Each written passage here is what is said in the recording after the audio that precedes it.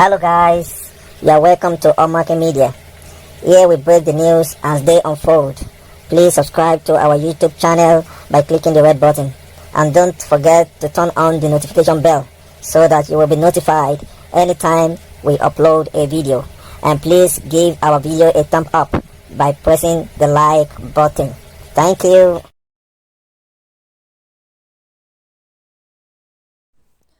Hello, ẹ káàárọ̀, ẹ káàsán, ẹ káalẹ́ níbikíbi tí ẹ bá ti ń gbọ́ wa. Omake Media ló ń dé sí ojú ìran yín. Ẹ kú bí ojú ọjọ́ ṣe rí. Awuyewuye tó ti ń lọ láàrin bí ọjọ́ mẹ́ta sí mẹ́rin, oríṣiríṣi rúmọ̀, oríṣiríṣi ọ̀rọ̀ òkè tá a ti ń gbọ́ tó jẹ́ wípé irọ́ ni, propaganda ni, tó jẹ́ pé gbogbo ènìyàn ló ń gbàgbọ́ wípé gbogbo táwọn ń gbọ́ yìí òótọ́ ni. Débi wípé gbogbo àwọn media house gan ìròyìn làwọn náà ń sọ nítorí pé ohun kan tá à ń gbọ́ ni, ṣùgbọ́n tó jẹ́ pé gbogbo ẹ̀ ló jìnnà sí òótọ́. Àwọn kan sọ wípé bàbá wa Adéyẹmọ Ìgbòho wípé fake passport ti Benin Republic náà lò wọlé. Àwọn kan tún sọ wípé bàbá wa Sunday Ìgbòho páwọn gọ́ọ̀mẹ̀ntì Nàìjíríà wọ́n ti gbé helicopter wá, wọ́n fẹ́ gbé bàbá Sunday Ìgbòho ní Benin. Gbogbo ọ̀rọ̀ yìí pátápátá irọ́ tó jìnnà sí òótọ́ ni. Ìdí tá a fi wá mọ̀ ní wípé ẹni tó jẹ́ lọ́ọ̀yà fún bàbá wa Sunday Ìgbòho tí kì í bá ṣe wípé wọ́n jáde, kò sẹ́ni tí yóò mọ òótọ́ títí di bá a ṣe ń sọ̀rọ̀ yìí. Bàbá yìí ló lóun pe àwọn oníròyìn wípé kán wá gbọ́ lẹ́nu òun nípa wípé gbogbo ohun tóun gbọ́ tí kò rí bẹ́ẹ̀ pé ó ń ya òun lẹ́nu pé àtà ló ń gbé gbogbo àwọn rúmọ̀ àti fake news yìí. Tòun ṣe pé àwọn oníròyìn, ìgbà tó pe àwọn oníròyìn ni bàbá yìí bẹ̀rẹ̀ sí ní ṣí aṣọ lójú eégún. Ẹ jẹ́ kémi àti ẹ jẹ́ ká wá nǹkan fìdílé, ẹ jẹ́ ká máa bá ìfọ̀rọ̀wérọ̀ yìí ká máa bá bọ̀ láti ẹnu agbẹnusọ àti lọ́ọ̀yà bàbá wa Sunday Ìgbòho. Ẹ ṣé. Láti iléeṣẹ́ BBC Yorùbá òun náà ni a wà ní dédé àsìkò yìí tẹ́ ẹ bá ní àǹfààní láti máa wò wá. A wà nílùú Kútọ́nù nílẹ̀ Benin olómìnira níbi tí a ti ní àǹfààní láti rí agbẹjọ́rò olóyè Sunday Adéníyì Adéyẹmọ tí gbogbo ayé mọ̀ sí Ìgbòho Òòṣà. Iwájú wọn náà ni a wà báyìí. Ẹ káàárọ̀ o. Ẹ káàárọ̀. Ẹ jọ̀ọ́ ẹ jẹ́ kí àwọn èèyàn mọ̀ yìí. Ẹ ṣeun gan. Orúkọ mi ni lọ́ọ̀yà Ibrahim David Salami. Mo jẹ́ agbẹjọ́rò nílùú Benin. Èmi náà gan lára ọmọ Yorùbá ni mí, ọmọ Odùduwà ni mí. Ẹ ṣeun gan. Ẹ̀yin ni agbẹjọ́rò olóyè Sunday Adéníyì Adéyẹmọ. Ẹ̀yin lẹ ń gbẹnusọ fún wọn nílé ẹjọ́. A fẹ́ mọ̀, ǹjẹ́ lóòótọ́ ni àhesọ ọ̀rọ̀ tá à ń gbọ́ wípé ní àgọ́ ọlọ́pàá wọ́n dè olóyè Sunday Adéníyì Adéyẹmọ lọ́wọ́, wọ́n dè wọ́n lẹ́sẹ̀? Ẹ ṣeun gan. Mo kí gbogbo Yorùbá láti Nàìjíríà títí dé Benin àti gbogbo Yorùbá, gbogbo àgbáyé tá ń wo ibiṣẹ́, tá ń wo tẹlifíṣàn mi. Ẹ ṣeun gan. Ṣẹ́mà, àwa tá jẹ́ agbẹjọ́rò àìsábà sọ̀rọ̀ ní tẹlifíṣàn àbí ní rédíò torí iṣẹ́ wa kóòtù la máa lọ ṣiṣẹ́ wa. Àmọ́ irọ́ pọ̀ nú ọ̀rọ̀ àwa Yorùbá ara wa fún orí ọ̀rọ̀ Sunday Adéyẹmọ alias Ìgbòho. Nítorí ẹ̀ ni mo ní pé kí ẹ wá ká sọ̀rọ̀ lónìí kí fi ṣe àlàyé fún yín, ká fi máa kókó ọ̀rọ̀ àti èyí tó jẹ́ irọ́ àti èyí tó jẹ́ òótọ́. Fún àkọ́kọ́ ń tẹ béèrè, àwa agbẹjọ́rò tá à ń gbìyànjú láti gbìjà Ìgbòho, àwa márùn-ún ni. Sunday Adéyẹmọ gbà tí a lọ rí ní police station, wọ́n lù, wọ́n sì jẹ níyà, wọ́n sì so ní pańpẹ́ lẹ́sẹ̀. Ohun tí wọ́n ṣe tí ò dáa tó jẹ́ nǹkan tí wọ́n yìí sábà ṣe nílùú wa, òun ní pé kán di pańpẹ́ máa lọ́wọ́ nínú ilé ọlọ́pàá tó di pé wọ́n ti tilẹ̀kùn mọ́ níbẹ̀, tó wá jẹ́ pé àti jẹun ó di pa, àti lọ ká ó di pa, tó yẹ pé ẹlòmíì ni ó máa help ẹ̀ láti ń pé ó bá fẹ́ lọ ká, ó bá fẹ́ tún rẹ̀ ṣe àbí tó bá fẹ́ jẹun. A sì gbìyànjú nítorí èmi tẹ́ ń wò yìí mi ṣe lọ́ọ̀yà nìkan, mo tún jẹ́ lecturer professor ni mí ní University Benin, mo ń kọ́ wọn ní law. A sì máa ń pé human rights ó kọ̀ ń pé inú àwọn nǹkan tá a máa ń kọ́ àwọn student wa àwọn ọmọléèwé wa ń pé human rights ò gbà wá láyè ń pé ká ṣe bẹ́ẹ̀. A sì gbìyànjú a pè àwọn ọlọ́pàá sí àkíyèsí, ọ̀gá àwọn ọlọ́pàá sí àkíyèsí, a sì tún pè prosecutor sí àkíyèsí. Àmọ́ pẹ̀lú bẹ́ẹ̀ náà ó dúkù bẹ́ẹ̀ tó ń pé ọ̀gbẹ́ni Sunday Igboho ní police station lọ́wọ́ tá a ti ń sọ̀rọ̀ yìí páńpẹ́ tó kù ní ọwọ́ ẹ̀ ló jẹ́ nǹkan tí kò dáa. Lẹ́yìn èyí ni wọn ò rú wọn ò jẹ níyà wọn sì fún ní páńpẹ́ sí ẹsẹ̀. ẹ ṣe gan a fẹ́ kí àwọn èèyàn mọ̀ wípé kí ni ẹ̀sùn tó wà nílé ẹjọ́ tí wọ́n fi kàn wọ́n gan-an, kí ni nǹkan tí wọ́n ṣe. Àkọ́kọ́ ká sọ bí tí gbogbo ẹ̀ ṣe lọ ná. Nígbà tí Sunday Igboho kò ní Nàìjíríà, ọ̀nà ẹ̀yìn ló gbà, ọ̀nà kẹ̀kẹ́ ló gbà fi wá sí ilẹ̀ Benin. Òun pẹ̀lú ìyàwó ẹ̀ wọ́n á gbéra láti Benin láti wá lọ sí Germany. Nítorí pé ìyàwó ẹ̀ Germany ni máa ń gbé pẹ̀lú àwọn ọmọ méje tó ní Germany ni wọ́n wà. Òun pẹ̀lú ìyàwó ẹ̀ wọ́n ń gbìyànjú láti lọ Germany ní wọ́n á dé airport. Gbàtán dé airport ni àwọn ọlọ́pàá tó wà ní airport wọ́n dá dúró ń pé ìjọba Nàìjíríà ó kọ̀ ránṣẹ́ sí ìjọba Benin ń pé tó bá wà ní Benin ń pé ká mú eré ẹ̀ ni wọ́n fi mú. Ìyẹn ní pé kì í ṣe ń gbé ó lòfin ní Benin, kò lòfin kan ní Benin, wọ́n sì rí passport Benin lọ́wọ́ ẹ̀, irọ́ ni, wọ́n á rí passport Benin lọ́wọ́ ẹ̀. Passport tán rí lọ́wọ́ ẹ̀ passport Nàìjíríà ni. Inú passport Nàìjíríà yẹn ó wá ní card residence card ti Germany òun ló ń bẹ lọ́wọ́ ẹ̀. Kò sí visa, kò ní besoin, kò tún ní di visa àti lọ Germany òun pẹ̀lú ìyàwó ẹ̀. Eré ọwọ́ bẹ́ẹ̀ náà fi mú àwọn méjì.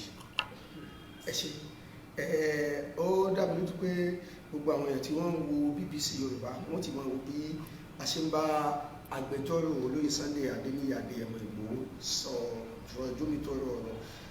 Ǹjẹ́ gẹ́gẹ́ bí ẹ̀ tí ẹ jẹ́ agbẹjọ́rò fún wọn, ǹjẹ́ ìjọba Nàìjíríà ti kọ̀wé pé ìjọba Benin pé kí wọ́n fi olóyè Sunday Adéníyì Adéyẹmọ ránṣẹ́ sáwọn? Kókó ọ̀rọ̀ náà nìyẹn, ibi tí ọ̀rọ̀ náà gbé ta kókó sí nìyẹn. Nígbà tí wọ́n dá dúró tó fi jẹ́ pé wọ́n mú wọn fẹ́ fi dájọ́ ẹ̀, àwa rò ń pé ìjọba Nàìjíríà ó kọ̀wé ránṣẹ́ sí ìjọba Benin pé kán da ránṣẹ́ sí ká extradite ránṣẹ́ sí ìjọba ránṣẹ́ sí Nàìjíríà. Nígbà tá a wá ń wádìí ẹ̀, tá a wá ń wọnú kéèsì yẹn tó wà ní court, a wá rí pé ìjọba Nàìjíríà ò ní kán gbé ránṣẹ́ sí Nàìjíríà lọ́wọ́lọ́wọ́. Ìbéèrè yẹn ò sínú kéèsì yẹn. Ìbéèrè tó wà nínú kéèsì yẹn ni pé ìjọba Nàìjíríà ń ṣàlàyé pé àwọn nídìí káwọn mú Sunday Igboho ń pé ó lòfin ní àwọn ń sọ pé ó lòfin ní Nàìjíríà ń pé tí ìjọba Benin bá rí kí ìjọba Benin kó dáwọ́ lé lórí. Ohun táwa ń bẹ̀rù fún tínú ọdún fún ni pé kò ṣe nǹkan fún ìjọba Benin. Tí ìjọba Benin bá mú ìtorí ìjọba Nàìjíríà ni, tí ìjọba Benin bá mú ìtorí ìjọba Nàìjíríà ni, kó sì tó di pé wọ́n sọ pé wọ́n fẹ́ múlẹ̀ yìí, wọ́n gbọ́dọ̀ fi proof àgbéyanjú pé ó lòfin Nàìjíríà. Lọ́wọ́lọ́wọ́ nísìn àti rí àrídájú ẹ̀. Ìyẹn ni pé ohun tí àwa ò fẹ́ ń pé kó ṣẹlẹ̀ ní pé nígbà tí wọ́n bá dá dúró sílẹ̀ yìí, kí ìjọba Nàìjíríà kó wá ṣe regularization ń gbé nísìn pé nígbà tẹ́tí mú yẹn kẹ̀dá ránṣẹ́ sí Nàìjíríà. Ohun táwọn ò fẹ́ rárá nìyẹn. Ẹ fi yé wa pé lọ́wọ́lọ́wọ́ báyìí ìjọba Nàìjíríà ò ti sọ pé kí wọ́n mú wá fáwọn, àmọ́ ìjọba Benin mú látàrí wípé àwọn ti gbọ́ pé wọ́n ń wà ní Nàìjíríà. Ǹjẹ́ lè ṣàlàyé fún wa bó ni wọ́n ti mú wọn gan?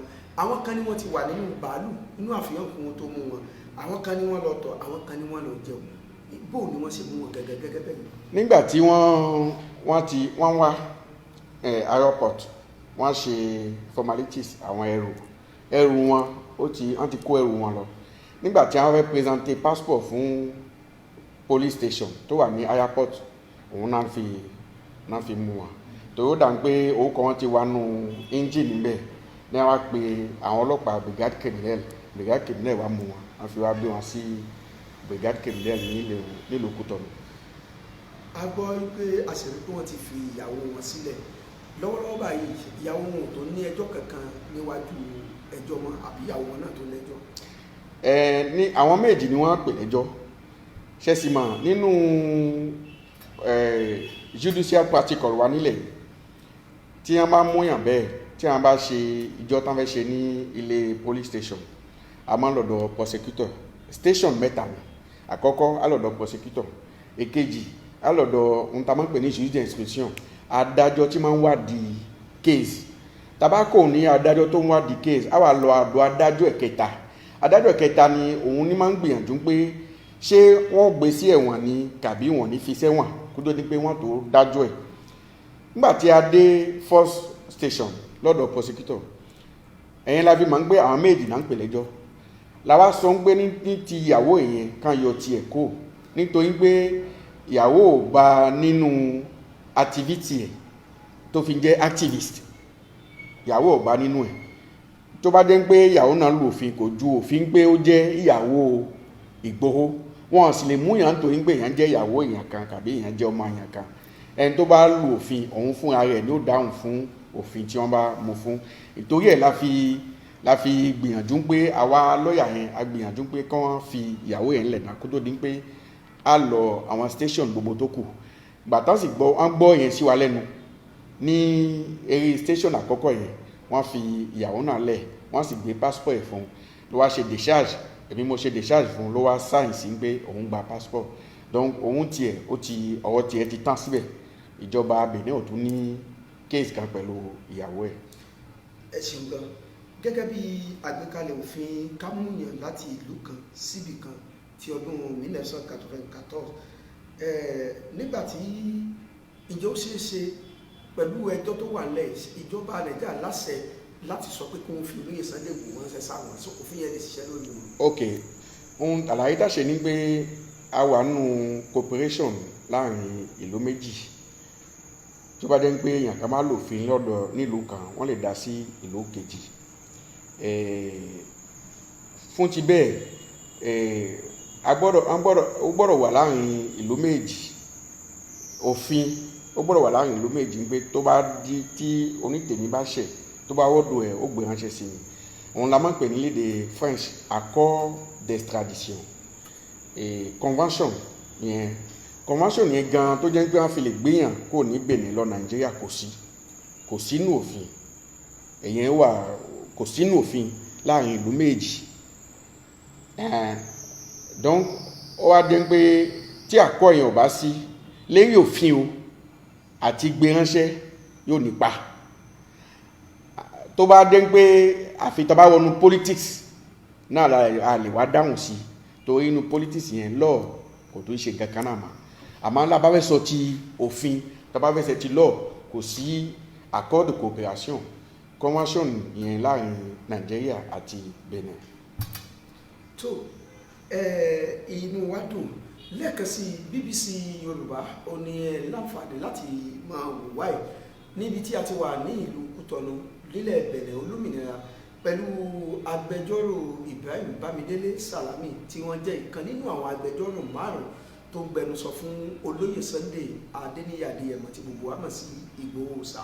bákan náà ni agbẹjọ́rò tún jẹ́ ọ̀jọ̀gbọ́n olùkọ́ni nílé ẹ̀kọ́ gíga ti yunifásitì tí wọ́n kọ́ wọn ẹ̀kọ́ nípa ìmọ̀ òfin nílé ẹ̀kọ́ yunifásitì ti ilẹ̀ Benin níbí.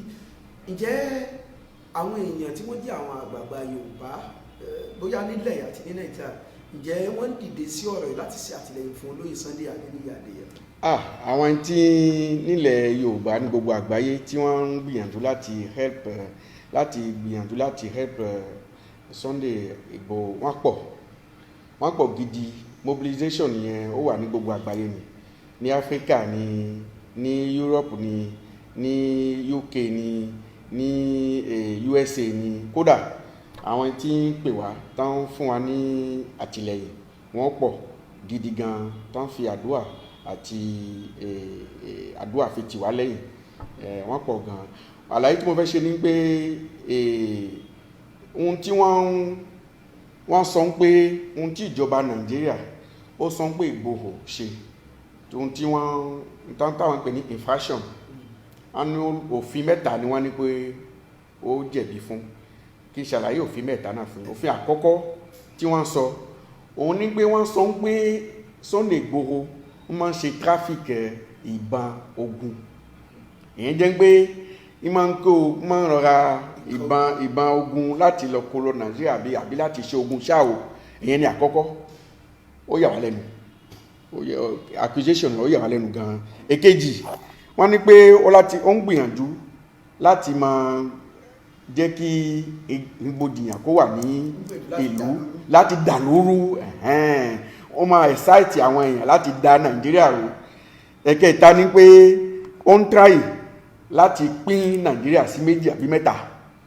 Ó jẹ́ àwọn mẹ́ta tí wọ́n sọ pé ó ṣe nígbàtí prosecutors ó yọ àwọn òfin àkíní mẹ́ta yẹn jáde àwa lọ́yà ajagun gidi a fi ń gbìyànjú láti sọ fún wa pé gbogbo yẹn fake ni gbogbo nǹkan tán sọ torí àwa rí di bí tí alàgbà Sunday Igboho ó ṣe ń ṣe pacifically tí ò gbọ́bẹ tí ò ní àdá tí ò tẹ̀ níbọn níwájú àwọn tí ń gbìyànjú láti ṣe kíni láti sọ Yorùbá di ẹrú kò bọ́ síbẹ̀ nítorí ẹ̀ ni gbogbo mobilization tó wà ní gbogbo àgbáyé ó yẹ ń pé káwọn àwa Yorùbá àwọn ọmọ Odùduwà kátìlẹ́yìn ká fi gbé bàn kọ́ o kátìlẹ́yìn ká fi jagun kọ́ o àmọ́ kátìlẹ́yìn ká máa ń pé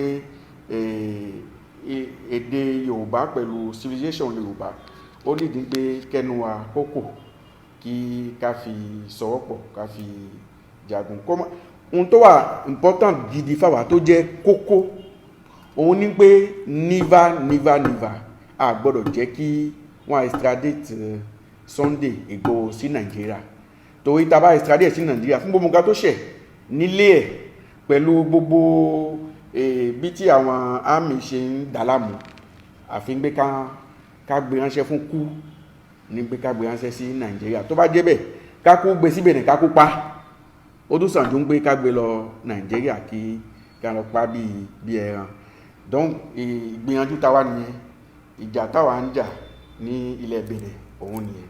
Ọlọ́run sì fún yín ṣe. Ìbéèrè kan tó wá sí ọ̀pọ̀lọ̀ mi wọ́n ní àwọn èèyàn kan sọ pé inú àwọn ọ̀tá olóyè Sunday Adéyẹmọ àbáwọn kan tí wọ́n sún mọ́ wọn náà ti ń gbọ̀nà ẹ̀yìn wá fún ìjọba Benin láti ṣe alátakò pẹ̀lú ẹ̀ ṣé lóòótọ́ ni. Mi rí díẹ̀ mi ní máa ń pa ẹ̀ àmọ́ ó lè jẹ́ bẹ́ẹ̀ nítorí pé ohun tí Sunday Igboho tó dà ní ìgbà ayé nìsí kò tó kéré mọ́ èyàn ní pé àwọn politics wọn ò fẹ́ ẹni tí ó dà wọ́n láàmú tàbí ẹni tí ó wà gboyè lọ́wọ́ wọn torí bẹ́ẹ̀ ó lè jẹ́ bẹ́ẹ̀ ó lè má jẹ́ bẹ́ẹ̀ mi ní mà nípa ìyẹn. lẹ́ẹ̀kan sí yóò wà kẹ́ ẹ jẹ́ kí àwọn èèyàn mọ̀ pé ṣé ìlú Benin ni olóyè Sunday Adéníyì fẹ́ jókòó sí lásìkò tí wọ́n fi mú wọn ní àbí wọ́n lọ àgbọ̀n ẹ̀. kò fẹ́ jókòó sí Benin ó ń gbìyànjú láti travel lọ Germany ó ti wà ní airport ó ti gba ticket ó ti wà ní airport òun pẹ̀lú ìyàwó ẹ̀ láti lọ sí Germany òun náà ọlọ́pàá fi dá wọn dúró àmọ́ ńgbà tí ọlọ́pàá ti dá wọn dúró ẹ̀ àwa ti ń gbìyànjú lẹ́yìn pé a mọ̀ pé Nàìjíríà ò ti béèrè pé kí wọ́n dá padà sí Nàìjíríà àwa ti ń gbìyànjú ká fi béèrè ìwé ilẹ̀ yìí tí ó fi jẹ́ refugee ìmọ̀ bí ẹ máa sọ ní èdè refugee ní Benin kán fi jẹ́ pé kò ní wàhálà láti gbélẹ̀ nítorí ẹ̀ ní ìgbìyànjú yẹn làwa tún gbà lẹ́yìn pé wọn àti ìjẹ́ kó lọ Germany. tó a dúpẹ́ púpọ̀ lọ́wọ́ gbogbo ẹ̀yin olólùfẹ́ BBC Yorùbá tí ẹ ti darapọ̀ mọ́ wa gẹ́gẹ́ bí mo ṣe wí ní ìbẹ̀rẹ̀ mo ní BBC Yorùbá ti balẹ̀ nígbà báyìí sí ìlú Kútọ̀nù nílẹ̀ Benin olómìnira níbi tí a ti ní láǹfààní láti bá ọ̀jọ̀gbọ́n Ibrahim David Salami tí wọ́n jẹ́ ìkan nínú àwọn agbẹjọ́rò márùn-ún tó ń gbẹnusọ fún olóyè Sunday Adéníyì Adéyẹmọ ní ilé ẹjọ́ látàrí mímú tí wọ́n mú wọn. Bẹ́ẹ̀ sì ni gbogbo náà láti wọ́n rí òdodo ọ̀rọ̀ nínú àwọn nǹkan tó ń ṣẹlẹ̀ eléyìí tí ó ti ń yé wa nípa ọ̀pọ̀lọpọ̀ awuyewuye àti ìròyìn ẹlẹ́jẹ̀ tó ń lọ nípa olóyè Sunday Adéníyì Adéyẹmọ Ìgbòho Òòṣà. Wọ́n jẹ́ kó yé wa wípé lọ́wọ́lọ́wọ́ báyìí ìyàwó wọn ó ti di ẹni òmìnira tí ó sì ní ẹjọ́ kankan níwájú ìjọba. Wọ́n sì jẹ́ kó yé wa pé ayé sọ̀rọ̀ ní etí àwọn èèyàn gbé káàkiri pé ayédèrú ìwé ìrìnnà eléyìí tí a mọ̀ sí passport tó jẹ́ ti Bẹ̀nẹ̀ òun ni wọ́n bá lọ́wọ́ olóyè Adéyẹmọ. Wọ́n jẹ́ kó yé wa pé irọ́ ni ẹ̀sùn tí ìjọba Nàìjíríà fi kàn wọ́n ó ló ṣokùnfà mímú tí wọ́n mú wọn. Wọ́n sọ nípa gbogbo àwọn ìgbìyànjú àti gbogbo àwọn akitiyan tó yẹ mọ́ àwọn ìgbésẹ̀ tí wọ́n ń gbé láti jẹ́ kí ọ̀rọ̀ ìkó bọ́ sí ibi tí ọ̀pọ̀lọpọ̀ àwọn èèyàn ń fẹ́. BBC Yorùbá òun náà ni a wà nílùú Kútọ̀nù. Ìjọ́ wo ni ilé ẹjọ́ tún yá báyìí? Nísìnyí Monday látò padà sí court. Tàbá padà sí ní court ní Monday yẹn níkẹyìn pé a ti ṣe first station tí mo sọ fún níwájú prosecutor àtọ́ àpadà síwájú jury d'instruction ló jẹ́ judge tí máa ń ṣe ìwádìí. Níkẹyìn tàbá kò níwájú judge tí máa ń ṣe ìwádìí á lọ wájú judge tí máa ń ṣe ìgbìyànjú pé wọ́n gbé sí ẹ̀wọ̀n tàbí wọ́n ní gbé sí ẹ̀wọ̀n. Èyí bí a ṣe wà ní bá ṣe fẹ́ èyí ọwọ́ tó dúró sí nìyẹn, èyí ọwọ́ tí a tún fẹ́ fi mú ní Monday ni mo ṣàlàyé fún yín yẹn. Ìjẹ́ sọ ṣeéṣe kí ìgbésẹ̀ ìpele méjì tó kù kó parí níjọ́ Monday? Dandan yóò parí níjọ́ Monday. Lágbára Ọlọ́run tí ilẹ̀ Monday tó ṣú àmà tó bá dé ń pé ìjọba Benin ó gbìyànjú láti mú dúró sí Benin ni, ó gbìyànjú láti dájú ẹ̀ ni tàbí ó gbìyànjú láti filẹ̀ ni. Lágbára Ọlọ́run ní agbára Èdùmàrè ní Monday àmà nípa rẹ̀. Kí ni nǹkan tẹ́ wá lè sọ fún gbogbo àwọn tí ó ń dúró fún irú àwọn ọmọlẹ́yìn ẹ̀ tí wọ́n ti ẹlòmíì fẹ́ wá sí ilé ẹjọ́ níjọ́ náà? Kí ni ìmọ̀ràn tẹ́ ní tẹ́ fẹ́ sọ fún wọn? Ohun tẹ́mi fẹ́ sọ fún wọn ni pé ní Thursday yẹn ta fi lọ ní court àwọn Yorùbá Nàìjíríà àti Benin wọ́n pọ̀ gan-an táwọn kóòtù yẹn.